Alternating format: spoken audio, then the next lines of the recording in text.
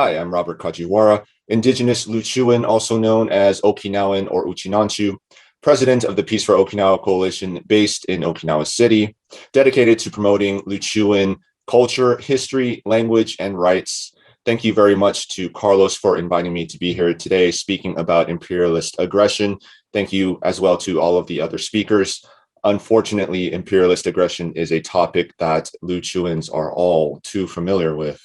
Before I continue, I should point out that this video contains images of graphic violence and warfare that may be disturbing to some viewers, so viewer discretion is advised. Since time immemorial, Okinawa was an independent nation known as Luchu, with its own unique culture, history, languages, values, and identity. Luchu maintained close, friendly relations with China, Korea, and Southeast Asia. Luchu prospered as a center of international trade, finance, and cross-cultural exchange, and was the chief facilitator of a large and highly influential maritime trade network that stretched throughout Asia. Luchu was highly respected by other peoples around the world, including Westerners, who marveled at how a small nation such as Luchu was able to build a prosperous society where poverty was virtually non-existent. During the 19th century, Luchu became recognized by the international community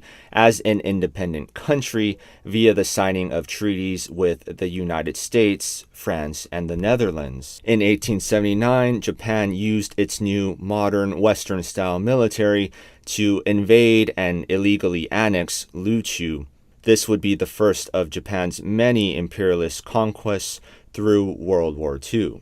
As Japan began to lose the war, it deliberately placed an inordinate amount of military presence onto Okinawa Island with the intent of sacrificing Okinawans in order to protect the Japanese homeland. This resulted in the Battle of Okinawa in 1945, in which roughly 1/3 of the indigenous Okinawan population was killed during a time span of just around 3 months. Japanese soldiers used the battle as a cover-up in order to deliberately murder Okinawan civilians, particularly those they caught speaking the native Okinawan language, as well as Luchu independence leaders.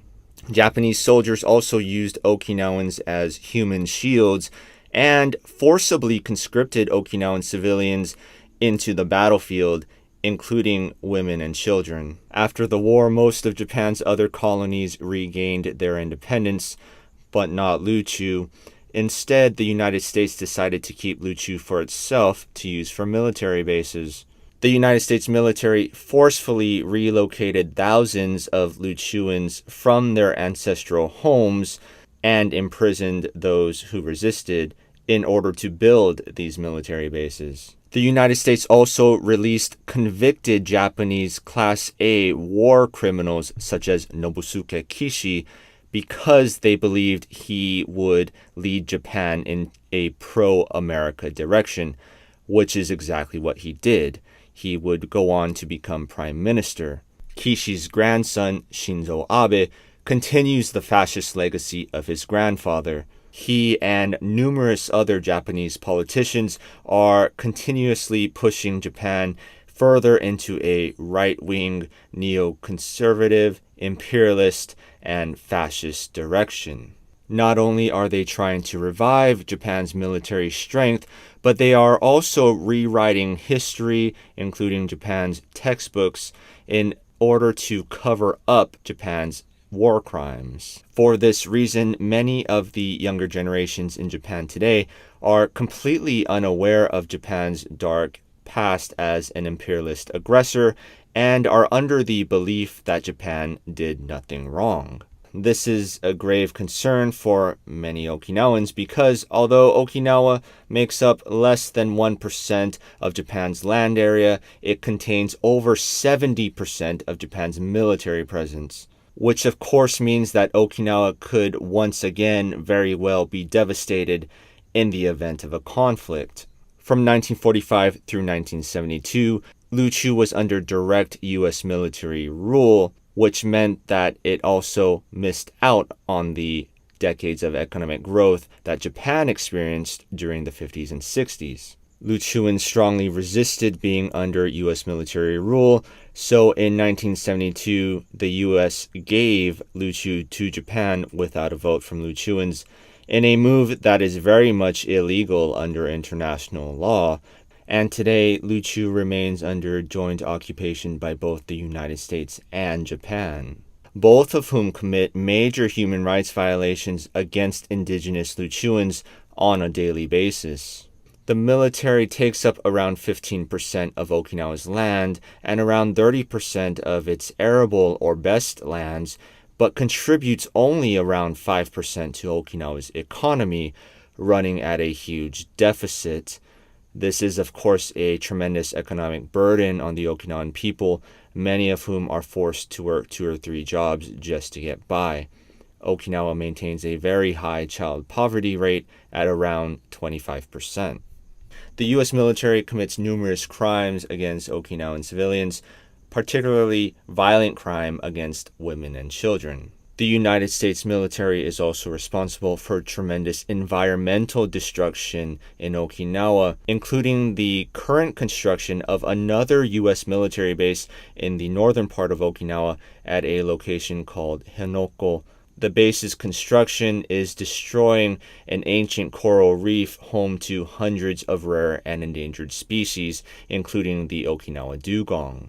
In February 2019, the Okinawan people held a referendum in which the overwhelming majority voted against the construction of this base, and yet both the United States and Japan governments simply ignored the referendum and are continuing to build the base anyway.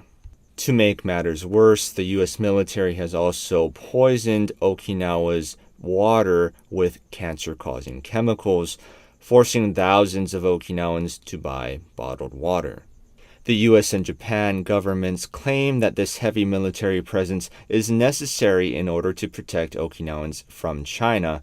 However, very few people believe that, and even the U.S. government has privately admitted that Okinawans do not see China as a threat. We know this via WikiLeaks, and it was published in the Wall Street Journal. I've done several videos in the past talking about Okinawa's relationship with China. Please check those out if you are interested in learning more. I will, however, say that China and Okinawa have always had very positive, friendly, and mutually beneficial relations. This dates back even to ancient times. China has never once harmed Okinawa or Luchu in any way, and actually China has helped Luchu in many ways.